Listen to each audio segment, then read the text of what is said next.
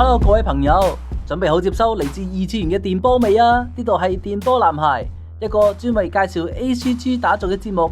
喺呢度，我哋將帶你穿梭 ACG 嘅角度，探索令人心跳加速嘅故事情節，感受角色們嘅喜怒哀樂。每一期我哋都會為你帶嚟 ACG 嘅資訊，深度剖析熱門作品，仲有嗰啲你可能會未曾發現嘅隱藏寶藏。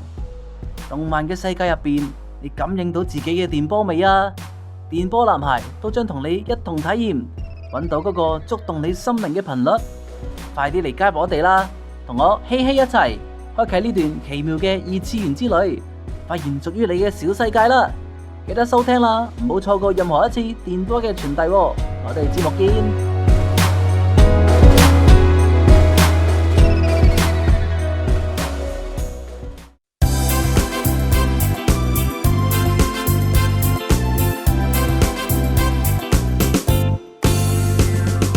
大家好，我係 Connie， 你而家收聽緊嘅係 YN Radio。Hello， 歡迎大家翻到嚟電波男孩，我係希希啊。好啦，咁今期要同大家講緊啲咩呢？同大家一齊去感受一下歷史嘅味道，好唔好啊？好啦，咁今日呢就要同大家介紹一部漫畫呢，佢嘅背景呢係由16世紀文藝復興時代為背景嘅。呢一部漫畫呢充滿咗歷史韻味同埋藝術氣息啊！佢個名叫做咩呢？ ARTE 阿鐵阿爾蒂啊！呢一部漫畫當然啦，日本漫畫嚟嘅，作者就係叫做大久保圭嘅女性漫畫家。呢部漫畫喺2013年連載噶啦，咁呢就已經完結咗嘅。佢就用咗獨特嘅題材啦、細微嘅情感同埋對文藝復興時期藝術界嘅深刻描寫，成為咗我心中嘅一個經典佳作。佢唔單止令人感受到藝術嘅魅力啊，仲可以令人體會到女性啊喺歷史洪流之中追求夢想同埋勇氣堅持嘅力量啊！你試諗下啦。如果自己生活喺16世紀，又係一個女性，你嘅生活會係點樣嘅呢？嗱，16世紀嘅佛羅倫薩正好就係文藝復興嘅黃金時期。你生活喺一個無憂無慮嘅家庭之中，你個名叫做阿爾蒂，係一個富家千金嚟嘅。通常大部分富家千金都會被家族咧設定好你嘅未來噶啦，嫁入豪門啦，成為一個夫人。但係你阿爾蒂喺呢個時代嘅理念背道而馳，你嘅興趣係畫畫，你唔滿足於只係畫一啲所謂嘅肖像畫，你想成為一個藝術家。即使喺呢個時代之中，呢個充滿藝術氣息嘅城市之中，女性成為藝術家，但係仍然係被視為不務正業嘅存在。你嘅爸爸過身之後，你嘅媽媽為咗家族嘅聲譽，要求你放棄畫畫、結婚生仔，你會點樣做呢？好多人都講，放棄算啦，歷史嘅洪流太難去抵抗啦。但係阿爾蒂佢選擇咗離家出走，踏上成為藝術家嘅夢想道路。藝術同性別平等呢一樣嘅核心主題嚟講呢，正正就係呢一部作品嘅主題啦。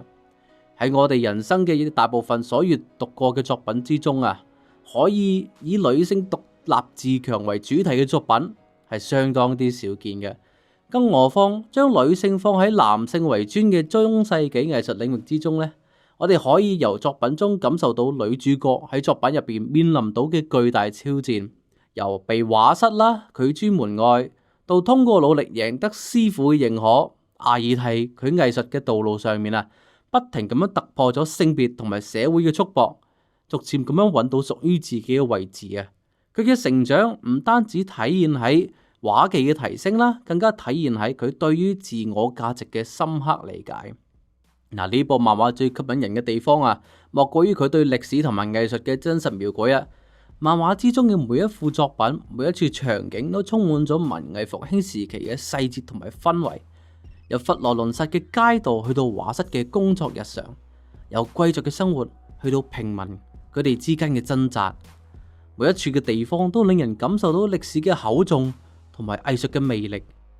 而阿爾蒂同佢嘅師傅 Leo、雕刻家嘅助手 Angelo， 佢哋之間嘅互動咧，亦都可以令人體驗到師徒情誼同埋佢哋團隊合作之間嘅重要性啊！咁啊，當然啦，除咗藝術同埋成長，呢一部作品更加充滿咗對夢想同現實嘅深刻探討啊！阿爾蒂嘅同學之中，有天賦異稟嘅男性畫家，亦都有努力拼搏嘅女性工匠。每一個人都有自己嘅目標同埋困惑，而藝術成為咗佢哋表達自我、追求夢想嘅媒介。阿爾蒂喺同佢哋相處嘅時間之中呢，逐漸咁樣明白咗藝術嘅意義，亦都揾到咗屬於自己嘅方向。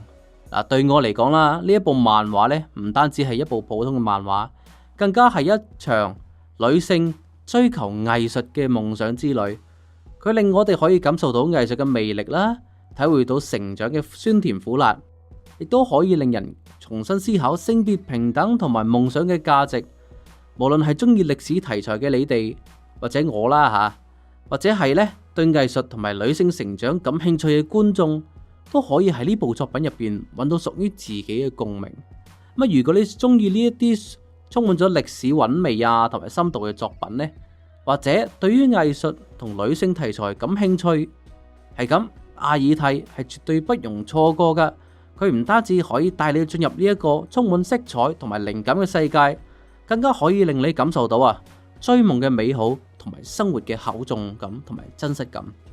好啦，咁如果你中意相關題材或者討論嘅話呢，記得喺我哋 YM Channel Macau， 然之後喺 YM Radio 嘅我嘅影片啦，即係我哋嘅電波男孩影片下方呢，留低你深刻嘅討論記得 comment、like and subscribe 啦。